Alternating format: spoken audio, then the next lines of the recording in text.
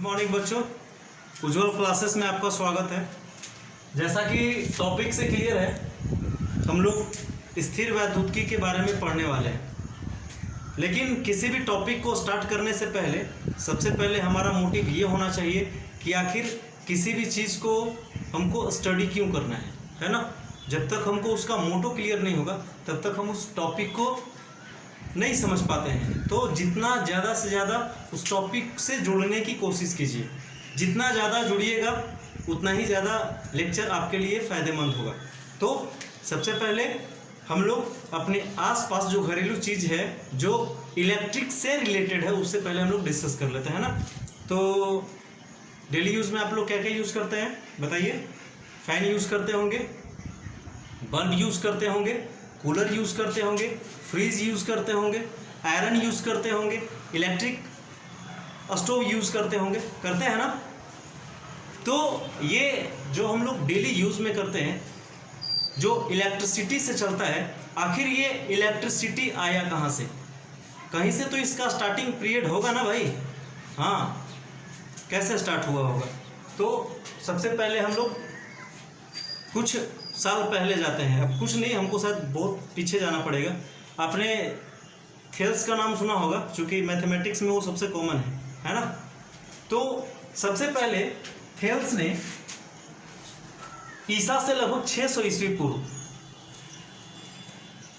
कुछ ऑब्जेक्ट को, कुछ में आप ऐसे बोल सकते हो कि उन्होंने एम्बर को, ठीक है,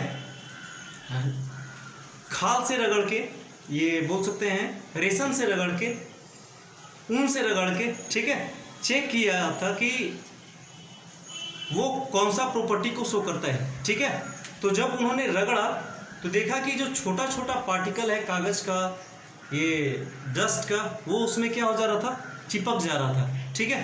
तो उसी प्रोसेस को दूसरे वैज्ञानिक, वो केवल उनका एक काल्पनिक मत था, ठीक है, उन्होंने प्रॉपर वो किस प्रॉपर्टी के कारण है इसका एक्चुअली डिस्कशन नहीं कर पाए थे। तो कुछ साल बाद, कुछ साल क्या, बहुत 100 साल बाद, है ना, लगभग 1600 ईस्वी में सर विलियम गिलबर्ट ने इलेक्ट्रिसिटी के कुछ फंडामेंटल थ्योरी को तैयार किया था। उसी बेस पे थेल्स के प्रयोग के ही आधार पे उन्होंने भी आगे बढ़ाया। वो क्या किए पता है? उन्होंने केवल एक ऑब्जेक्ट को लिया था, ठीक है, इन्होंने एबोनेट, छड़, कांच, ठीक है, ये सबको बारी बारी से प्रयोग करके, रगड़ करके, ठीक है, रेशम में, ठीक है, वो और क्या क्या बताते हैं, रेशम, बिल्ली के खाल, ये सब से रगड़ के देखे कि अन्य बहुत सारे वस्तुएं हैं जिसको यदि रगड़ा जाए तो क्या होता है, वो छोटे छोटे पार्टिकल को अट्रैक्ट करता है, ठीक है। लेकिन उनका भी एक्सपेरिमेंट जो है वो कुछ हद तक वहीं तक बाउंड होके रह गया, ठीक है। लेकिन उसके कुछ साल बाद और लगभग 1646 में, 1686 ईस्वी में सर थॉमस ब्राउन ने इस शब्द को जन्म दिया। किस शब्द को? इलेक्ट्रिसिटी को। ये है क्या? वैसा कोई भी ऑब्जेक्ट, ठीक है, जो फ्रिक्शन के कारण, घर्षण के कारण किसी ऑब्जेक्ट को क्या करने लगे, अट्रैक्ट करने लगे, मतलब उसमें आकर्षण का गुण पैदा हो जाए, वही गुण को बोला जाता है क्या? विद्युत, ठीक है। तो ये विद्युत का गुण आया कैसे? तो सबसे पहले तो हम लोग क्लियर हो गए कि वो जो प्रॉपर्टी था किस कारण से था? विद्युत के कारण से था, है ना। लेकिन उसमें आगे भी तो कुछ हो सकता है। आखिर वो विद्युत पैदा कैसे हुआ, इसका भी तो है ना। तो यहां से जब हम लोग करंट के बारे में स्टडी करना शुरू किए, एक्सपेरिमेंट करना शुरू किए, ठीक है, तो एक और वैज्ञानिक थे हमारे, बेंजामिन फ्रैंकलिन, ठीक है, उन्होंने क्या किया, डिफरेंट ऑब्जेक्ट को खाल से और किससे, दोबारा रिपीट, खाल से और रेशम से, ठीक है, बारी बारी से रगड़ के देखा कि आखिर क्या हो सकता है। तो उन्होंने दो ऑब्जेक्ट को लिया था, एक रेशम के दो छड़ को उठाया, ठीक है, सॉरी रेशम नहीं, एबोनाइट के दो छड़ को उठाया और कांच के दो छड़ को उठाया, ठीक है, और बारी बारी से कांच को एक बार रेशम से रगड़ के देखा और दूसरे जो आपका एबोनाइट का छड़ था, ठीक है, उसको रगड़ के देखा बिल्ली के खाल से। तो दोनों छड़ जो थे वो एक दूसरे को क्या कर रहे थे, रिपल्स कर रहे थे, मतलब दोनों को सटाओ तो नहीं सट रहा था, दोनों दूर हट रहा था, ठीक है। लेकिन दोनों में से एक एक छड़ को उठाया, दोनों में से किसको, इसको, एक एबोनाइट के छड़ को और एक कांच के छड़ को, ठीक है, दोनों को उठाया तो देखा कि दोनों एक दूसरे को क्या कर लिया, खींच लिया। तो ये क्लियर हो गए वो फ्रैंकलिन कि ये दोनों जो छड़ था वो समान रूप से आवेशित नहीं हुआ है। मतलब ये तो अभी कॉमन, यदि आप भी साइंटिस्ट हो उस समय तो आप भी बता सकते हो कि दोनों एक समान नहीं होगा, क्योंकि वो दोनों जो से था सेम वाला जो था वो रिपल्स कर रहा था और डिफरेंट को लगाए तो वो चिपका लिया। इसका मतलब है कि ये वाला जो दो छड़ है वो अलग चार्ज हुआ होगा और दूसरा वाला जो है वो अलग हुआ होगा, है ना, सिंपल सी बात है। तो उन्होंने क्या किया, आगे हम लोग चार्ज इलेक्ट्रॉन थ्योरी पढ़ेंगे, उसमें ये कौन से कारण से हुआ था इसके बारे में डिस्कशन करेंगे, ठीक है। तो ये तो क्लियर हो गया कि विद्युत जो था वो किस कारण से हो रहा था। तो इसमें से कोई ना कोई चार्ज पार्टिकल हो रहा हो क्या, यहाँ से ट्रांसफ़र यहाँ या फिर यहाँ से ट्रांसफ़र यहाँ, इसी के ट्रांसफ़र के कारण ये क्या होता है, विद्युत उत्पन्न होता है। तो देखिए हम लोग एक चीज़ जानते हैं कि हमारे आसपास जितने भी मैटर हैं, है ना, वो कैसे बने हुए हैं, कैसे बने हुए हैं। तो प्रत्येक ऑब्जेक्ट या बोल सकते हैं प्रत्येक मैटर एटॉम और मॉलिक्यूल्स से मिलकर बना हुआ है। और वो एटॉम किससे बना हुआ है, इलेक्ट्रॉन और प्रोटॉन से। और उसके न्यूक्लियस में, मतलब इस ऑब्जेक्ट के न्यूक्लियस में क्या होता है, प्लस प्रोटॉन और न्यूट्रॉन, और इसके बाहर कौन, माइनस, मतलब इलेक्ट्रॉन। तो देखिए कैसे कोई ऑब्जेक्ट जो है वो इलेक्ट्रीफाइड हो जाता है, कैसे उसमें विद्युत का गुण आता है, ये आपको हम करके दिखाते हैं। देखिए ऐसे ऑब्जेक्ट है, जनरली उसका ऑब्जेक्ट का एटॉम है ना। मान लो हम रगड़ना शुरू करें, अब किसी चीज़ को रगड़े तो हो सकता है कि ये दोनों के बीच का अट्रैक्शन जो है वो किसी दूसरे ऑब्जेक्ट के अकॉर्डिंगली थोड़ा कम या थोड़ा ज़्यादा हो सकता है। जैसे मान लीजिए यदि आप कांच को रगड़ते हैं किससे, रेशम वाले से, ठीक है, तो वहाँ पे रगड़ने के बाद कांच का जो बोल सकते हैं कांच का जो एटॉमिक स्ट्रक्चर है वो थोड़ा वीक होता है, किस वाले से, रेशम वाले से। तो वहाँ से इलेक्ट्रॉन जो है वो बाहर निकल जाएगा, किस वाले में, ये मान लो कांच का है, ठीक है, कांच का एटॉम है, तो ये किस में निकल गया, रेशम धागे में निकल गया। क्यों, क्योंकि इसका बॉन्ड जो था वो ज़्यादा स्ट्रांगली अटैच्ड था, ठीक है। तो ये माइनस तो निकल गया, तो क्या बचा, इसका संख्या किसका ज़्यादा बचा, प्लस का, क्योंकि दोनों का अमाउंट क्या होगा, सेम। अब देखो जब यहाँ से माइनस यहाँ पे ट्रांसफ़र हो जाएगा तो इसका बाहर वाला में माइनस का संख्या क्या होगा, अधिक हो गया, यानी कि माइनस यहाँ पे अधिक हो गया, मतलब ये निगेटिव चार्ज हो गया, और ये क्या हो गया, पॉजिटिव चार्ज हो गया। यानी कि जहाँ से इलेक्ट्रॉन बाहर निकले वो पॉजिटिव चार्ज हो जाता है और जिस पे आ जाए वो निगेटिव चार्ज हो जाता है। आप एक बैटरी से याद रख सकते हैं, ठीक है, कैसे याद रख सकते हैं, आप बैटरी को चार्ज करते हैं, जब आप बैटरी को चार्ज करते हैं इसका मतलब है कि वहाँ पे इलेक्ट्रॉन का संख्या क्या हो रहा है, कम हो रहा है, और आप बैटरी का यूज़ कर रहे हैं तो वो डिस्चार्ज होते जाता है 100 से 97, 96, 95। इसका मतलब है कि वहाँ पे इलेक्ट्रॉन की संख्या क्या हो रही है, बढ़ रही है। समझ में आ रहा है। तो जहाँ पे इलेक्ट्रॉन का संख्या बढ़े वो क्या होता है, निगेटिव चार्ज, और जहां पे इलेक्ट्रॉन की संख्या घटे वो क्या होता है, पॉजिटिव चार्ज। इसका मतलब है कि जो कांच पे एक्सपेरिमेंट किया गया था फ्रैंकलिन के द्वारा, उसके आधार पर उन्होंने बताया कि जो कांच है वो मेरा धनावेशित होता है। क्या होता है, धनावेशित होता है। और वही उन्होंने जब एम्बर के छड़ को बिल्ली के खाल से रगड़ा, ठीक है, तो बिल्ली के खाल और एम्बर के छड़ में इसका बॉन्डिंग जो है वो बिल्ली के खाल के अपेक्षा ज़्यादा स्ट्रांग था। इस कारण से यहाँ पे इसका माइनस जो है, मतलब इलेक्ट्रॉन जो है इस पे आ गया। इसका मतलब है कि ये क्या हो गया, माइनस चार्ज। मतलब कि जो एम्बर का दो छड़ था वो ऋणावेशित था और जो कांच का दो छड़ था वो क्या था, धनावेशित था। समझ में आ रहा है, कोई डाउट है? चलिए यहाँ पे हम लोग एक चीज समझे कि विद्युत शब्द की उत्पत्ति किससे हुई, तो सर थॉमस ब्राउन ने इसके बारे में बताया। अब विद्युत किस कारण से था, तो वो आवेश के कारण से था, है ना। अब ये आवेश कितने पार्ट में है डिवाइड किया जा सकता है, तो दो पार्ट में डिवाइड किया जा सकता है। कौन कौन सा, तो एक होता है कौन सा, धनावेशित, एक होता है धनावेशित और एक होता है ऋणावेशित। मतलब कि एक पॉजिटिव चार्ज और दूसरा निगेटिव चार्ज।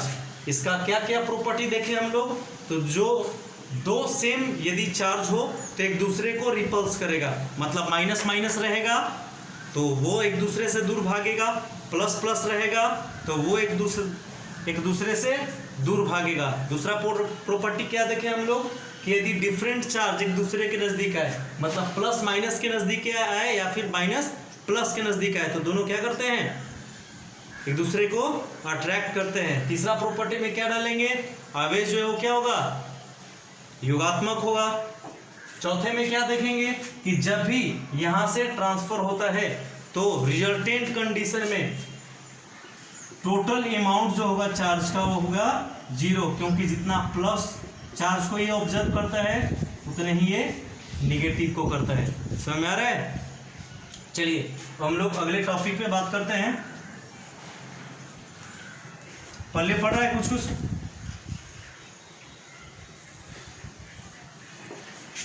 हम लोग फिर से अब विद्युत पे आते हैं, है ना। विद्युत किस कारण से था या विद्युत क्या है, तो किसी भी ऑब्जेक्ट में चार्ज के फ्लो के कारण, या फिर बोल सकते हैं ट्रांसफर ऑफ इलेक्ट्रॉन के कारण, या फिर इलेक्ट्रॉन के स्थानांतरण के कारण क्या हो जाए, उस वस्तु में किसी अन्य वस्तुओं को आकर्षित करने की गुणों का समावेश हो जाए, उसी को क्या बोलते हैं हम लोग, विद्युत। अब देखिए सामान्य रूप से हम लोग पहले केस में क्या किए थे, तो दो ऑब्जेक्ट को रगड़ के देखे थे, है ना, इसको इंटरैक्ट करके देखे थे। यानी कि हमारा पहला जो ऑब्जेक्ट है और उसमें अवेलेबल जो चार्ज है वो रेस्ट में होता है। किस में होता है, रेस्ट में। हमारे आसपास जितने भी मैटर हैं वो सारे न्यूट्रल कंडीशन में होते हैं। न्यूट्रल कंडीशन मतलब कि क्या, उसमें कोई चार्ज नहीं। इसका मतलब है कि वहाँ पे सेम अमाउंट में प्लस चार्ज भी है, क्या हुआ, और सेम अमाउंट में माइनस चार्ज भी है। समझ में आ रहा है? मतलब कि प्रत्येक ऑब्जेक्ट दोनों कंसिस्ट करता है, पॉजिटिव चार्ज भी और निगेटिव चार्ज भी, ठीक है। तो जनरली हम लोग देखें कि प्रत्येक ऑब्जेक्ट में चार्ज था और वो चार्ज किस कंडीशन में था, तो रेस्ट में था। किस में था, रेस्ट में।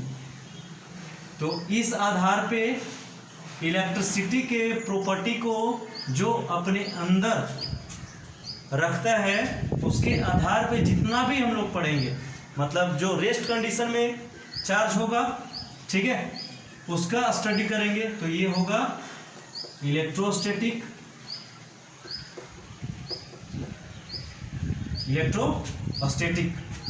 मतलब इलेक्ट्रिसिटी का प्रॉपर्टी हम लोग किस में, तो स्टैटिक कंडीशन में पढ़ेंगे। इसके बाद हम लोग दूसरे पार्ट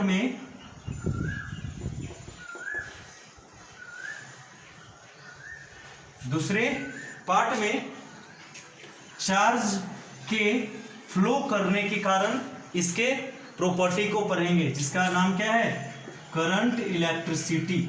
करंट इलेक्ट्रिसिटी।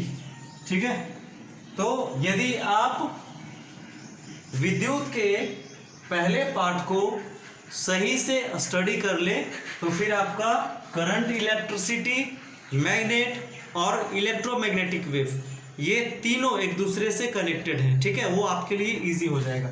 ठीक है, तो अब हम लोग इसके पहले पार्ट इलेक्ट्रोस्टैटिक के बारे में डिस्कस करेंगे, मतलब इलेक्ट्रिक प्रॉपर्टी से रिलेटेड सब पॉइंट, जैसे इलेक्ट्रिक फील्ड, इलेक्ट्रिक पोटेंशियल, ठीक है, चार्ज के कारण लगने वाला फोर्स, इसका किसी भी सरफेस पे कैसे प्रोपोगेशन होता है या फिर कैसे ये मूव करते हैं वो थ्योरी। ठीक है, इसके बाद ये कैसे स्टोर किए जा सकते हैं, इसका क्या यूज है, ये सब हम लोग सबसे पहले इलेक्ट्रोस्टैटिक में डिस्कस करेंगे और फिर करंट इलेक्ट्रिसिटी में डिस्कस करेंगे। ठीक है, चलिए अब हम लोग अपने टॉपिक पे आते हैं, इलेक्ट्रोस्टैटिक। कुछ क्लियर हुआ? कोई प्रॉब्लम नहीं ना? यदि होगा प्रॉब्लम तो थोड़ा कमेंट करके बताएं, क्योंकि इतना अनकंफर्टेबल क्या थोड़ा सा इतना अनकंफर्टेबल हमको फील होता नहीं है, लेकिन ऑनलाइन के चलते शायद हो सकता है कि कोई प्रॉब्लम हो, लेकिन जैसे जैसे क्लास हम लेते जाएंगे वैसे वैसे थोड़ा सा फ्लुएंसी आता जाएगा। ठीक है, इसके लिए सॉरी। चलिए स्थिर वैद्युतिकी का हम लोग पार्ट देखते हैं। ठीक है, ये तो क्लियर है कि हमको विद्युत का प्रॉपर्टी किस में पढ़ना है, स्थिर अवस्था में पढ़ना है ना। तो ये तो हम लोग पहले क्लियर कर लिए कि कोई भी ऑब्जेक्ट में चार्ज जो है वो रेस्ट में होता है। जब हम उसको क्या करते हैं, इंटरेक्ट करते हैं, तो फ्रिक्शन के कारण, घर्षण के कारण वहाँ पे क्या हो जाता है, वो चार्ज हो जाता है। कैसे हो जाता है चार्ज? तो एक का जो स्ट्रांगली अटैच्ड होते हैं उसका इलेक्ट्रॉन तो ट्रांसफर नहीं होता है, लेकिन दूसरे वाला का, मतलब जिसे रब किया जाता है, उसका इलेक्ट्रॉन क्या होगा, इस पे आ जाता है। तो जो इलेक्ट्रॉन को देगा वो खुद पॉजिटिव चार्ज होगा और जो लेगा वो क्या होता है, नेगेटिव चार्ज होता है। ठीक है, तो आपको इसमें सबसे पहले इलेक्ट्रॉन थ्योरी ही पढ़ना है। ठीक है, तो इलेक्ट्रॉन थ्योरी में क्या बोलेंगे, तो कोई भी ऑब्जेक्ट इलेक्ट्रॉन के ट्रांसफर के कारण क्या हो जाता है, पॉजिटिवली चार्ज हो जाता है, धनावेशित हो जाता है, या फिर निगेटिवली चार्ज हो जाता है। ठीक है, इसके बाद हमारा अगला टॉपिक आवेश संरक्षण का सिद्धांत है। आवेश संरक्षण का सिद्धांत।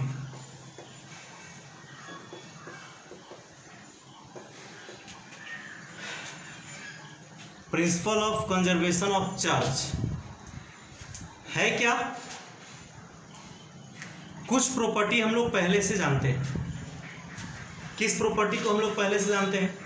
ऊर्जा संरक्षण का सिद्धांत पहले हम बताए थे कि संसार में ऊर्जा को ना तो उत्पन्न किया जा सकता है और ना ही नष्ट किया जा सकता है। ये हमारे आसपास पहले से ही प्रकृति में विद्यमान है। उसी प्रकार से प्रत्येक ऑब्जेक्ट में चार्ज जो है फिक्स होता है। जब भी आप उसको रब करते हैं, किसी से घिसते हैं, रगड़ते हैं, तो वहाँ पे रिजल्टेंट चार्ज जो है वो जीरो ही होता है। मतलब सेम अमाउंट में पॉजिटिव चार्ज और निगेटिव चार्ज जो है वो क्या करता है, अपना पोजीशन को चेंज कर लेता है। हमारे कहने का मतलब है कि आवेश को ना तो उत्पन्न किया जा सकता है और ना ही इसे नष्ट किया जा सकता है। ठीक है, इसे हम लोग क्या कर सकते हैं, इसे केवल क्या किया सकता है, एक रूप से दूसरे रूप में बदला जा सकता है। ठीक है, कैसे बदलेंगे, कैसे बदल सकते हैं भाई, चारों कैसे बदल सकते हैं? सबसे पहले हम लोग अपने आसपास बहुत सी चीज़ों को यूज़ करते हैं जो कि रेस्ट कंडीशन में हो। तो उसको क्या कर देते हैं, मोशन में लाके हम लोग उसका यूज़ करते हैं। जैसे जनरली हम लोग डायनेमो का यूज़ लाइट एनर्जी के लिए भी करते हैं, है ना। और भी वेरियस टाइप ऑफ एनर्जी को हम लोग क्या करते हैं, कन्वर्ट करने के लिए किसी मीडियम का यूज़ करते हैं। वहाँ पे क्या होता है मेरा, जैसे एनर्जी कंजर्व्ड होता है उसी तरह से हमारे चार्ज भी क्या होते हैं, कंजर्व्ड होते हैं, है ना। आप पंखा चला रहे हैं, मोबाइल फ़ोन का यूज़ कर रहे हैं, कूलर का यूज़ कर रहे हैं, मतलब जितना भी आप इंस्ट्रूमेंट, इलेक्ट्रिकल इंस्ट्रूमेंट आप यूज़ करते हैं, वो सब जो है वो principle of conservation of energy को और चार्ज को दोनों को फॉलो करता है। ठीक है, चलिए हमारा नेक्स्ट टॉपिक है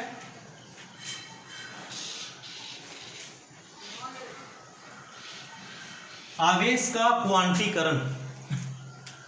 आवेश का क्वांटीकरण, क्वांटाइजेशन ऑफ चार्ज। ठीक है, क्वांटाइजेशन ऑफ चार्ज, वैसे इसका तो इंग्लिश मीडियम वाले में डाला ही जाएगा। चलिए, ये आवेश का क्वांटीकरण क्या है भाई, हमारे आसपास मान लो इतना छोटा ऑब्जेक्ट है, कोई इतना बड़ा ऑब्जेक्ट है, कोई इतना बड़ा ऑब्जेक्ट है, कोई इतना बड़ा ऑब्जेक्ट है। जितना बड़ा ऑब्जेक्ट होगा वहां पे नंबर ऑफ इलेक्ट्रॉन की संख्या भी उतना ही ज्यादा होगी। Any any any any.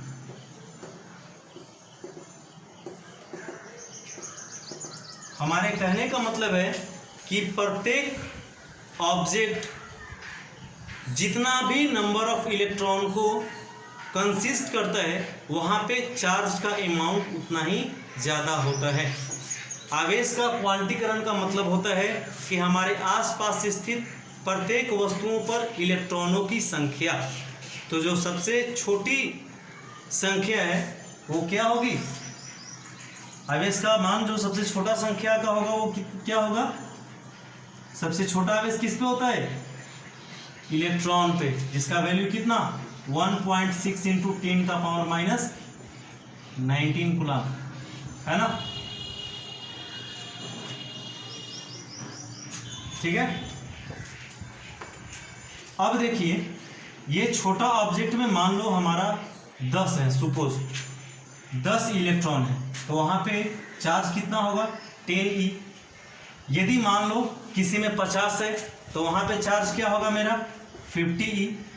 समझ में आ रहा है, कोई भी ऑब्जेक्ट में कितना आवेश होगा, कितना चार्ज होगा। जैसे आपको न्यूमेरिकल में जनरली दे देता है कि एक कप में 250 ग्राम पानी है, तो उसमें आवेश की मात्रा ज्ञात कैसे करें, है ना। वो सब न्यूमेरिकल में आपको एडजस्ट किया जाएगा।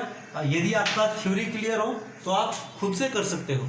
कैसे निकालेंगे चार्ज, जितना ज़्यादा संख्या, मतलब सबसे पहले हमको तो संख्या निकालना होगा। यदि संख्या निकाल ले तो चार्ज निकालना आसान है ना। मान लीजिए इसमें 100 इलेक्ट्रॉन, तो हमारा चार्ज हो जाएगा क्या 100e।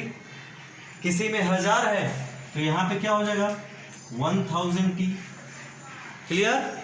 तो क्वांटीकरण क्या है, किसी भी पदार्थ में विद्यमान इलेक्ट्रॉनों की संख्या का पूर्ण गुणज के रूप में इसे व्यक्त करते हैं, जहाँ पे Q बराबर क्या होगा Ne के रूप में इसको रिप्रेजेंट किया जाएगा। ठीक है, चलिए इसके बाद हम लोग ही देखते हैं कि जनरली चार्ज को फ्लो कैसे कराया जाता होगा, या फिर चार्ज फ्लो कैसे करता है। ठीक है, आवेश का वितरण,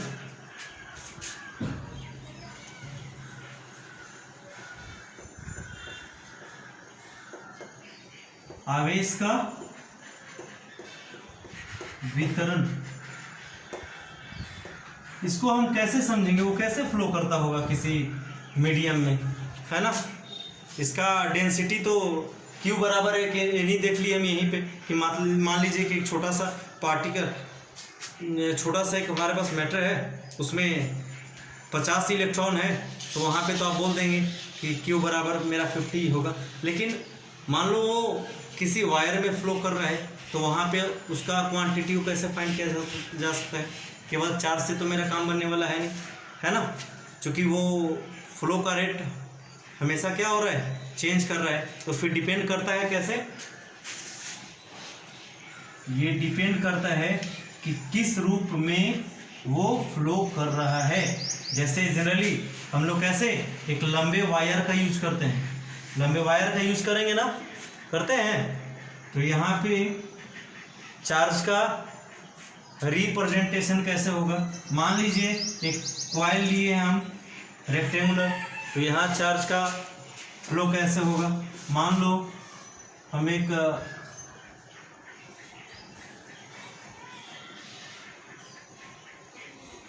क्यूब या क्यूबॉइड शेप का कुछ ले लिए हैं, तो यहाँ पे चार्ज का फ्लो कैसे होगा। तो जनरली चार्ज आवेश का वितरण 3 रूपों में हो सकता है, ठीक है। इसके डेंसिटी के आधार पे, इसके घनत्व के आधार पे, एक क्या रैखिक रूप से जिसको लैम्डा से रिप्रेजेंट करते हैं, मतलब मान लीजिए L लंबाई के तार में ये फ्लो कर रहा है, ठीक है। तो यहाँ पे चार्ज का डेंसिटी क्या होगा, मान लीजिए ये चार्ज फ्लो कर रहा है, तो चार्ज का डेंसिटी होगा Q/L, क्या हो जाएगा Q/L। कब, जब एक तार में प्रवाहित होगा तब, है ना। तो यहाँ पे इसका ऐसा यूनिट कर लेंगे, ऐसा यूनिट क्या हो जाएगा, चार्ज का होता है कूलम और लंबाई का मीटर, मतलब कूलम पर मीटर। इसका एक चीज और ध्यान रखिएगा, इसका एक चीज और ध्यान रखिएगा, क्या चार्ज जो है इलेक्ट्रोस्टैटिक में स्टेट कूलम में व्यक्त किया जाता है, किसमें, स्टेट कूलम में व्यक्त किया जाता है, ठीक है। अब देखिए यहाँ पे यदि फ्लो करेगा किसी रेक्टेंगुलर शीट पे, तो वहाँ पे डेंसिटी होता है सिग्मा, मतलब सिग्मा से डिनोट करते हैं। मान लो जो इसका एरिया ए है, ठीक है, तो चार्ज तो पूरे यहाँ सब जगह फैला रहेगा ना, तो इसको Q/A से डिनोट करेंगे, इसको कूलम पर मीटर स्क्वायर। यदि यहाँ पे रहेगा तो उसको रो से डिनोट किया जाता है, जहाँ रो बराबर क्या हो जाएगा Q/V, चूंकि इसके पूरे आयतन पे होगा। अब देखिए तो कूलम पर मीटर क्यूब, ठीक है। अगले वीडियो में आपको इसके नेक्स्ट पार्ट के बारे में डिस्कस किया जाएगा।